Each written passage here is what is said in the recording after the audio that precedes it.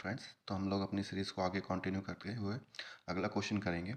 तो हमारे पास क्वेश्चन है, an ice cream cone of radius r and height h is completely filled by two spherical scoopers of ice cream. If radius of each spherical scoop is r by two, then find the ratio of h by two r.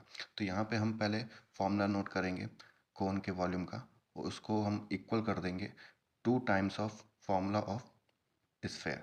तो यहाँ पे हम इसको थोड़ा सा values put करेंगे। यहाँ पे ध्यान देने वाली बात ये है कि यहाँ पे जो वैल्यू पुट किया हमने आर का, किसका, आर का, तो वो आर बाई टू है। उसको थोड़ा अरेंज करेंगे तो हमारा फॉर्मूला आंसर आ जाएगा 1:8। इसी तरह हम आगे कंटिन्यू करेंगे। अगला क्वेश्चन है, a circle is divided into 16 identical sectors. If radius of the circle is 7 centimetre, area of each sector is. तो हमसे सेक्टर का एरिया पूछा। अगर हम एक किसी सर्कल को 16 आइडेंटिकल सेक्टर्स में डिवाइड करेंगे तो ऑब्वियसली सी बात है कि हमारा जो एरिया है वो भी 16 आइडेंटिकल एरिया में बढ़ जाएगा। तो इसी तरह हमने उस एरिया निकाला उस सर्कल का, तो उस एरिया के सर्कल को हमने डिवाइड बाई कर दिया 16 से, तो हमारा आंसर आ जाएगा 77/8।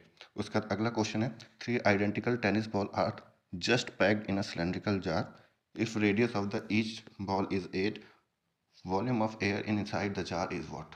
तो हमको पता है कि अगर हम जार में बॉल्स रख देंगे, उसके बाद जो एरिया बचेगा उसी में एयर एयर फिल होगी। तो हमसे वही पूछा गया कि कितनी एयर है उसमें। तो अल्टीमेटली हमको वॉल्यूम ऑफ एयर निकालने के लिए वॉल्यूम सिलेंडर में से माइनस कर देंगे 3 into volume of one ball. तो इसकी कैलकुलेशन करेंगे तो हमारा आंसर आ जाएगा 2πr3।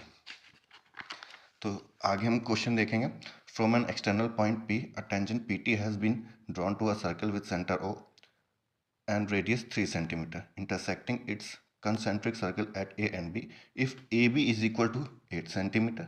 ध्यान देने वाली बात यह है, यहाँ पे बोल रखा है OA is equal to AP, the length of PQ equals to।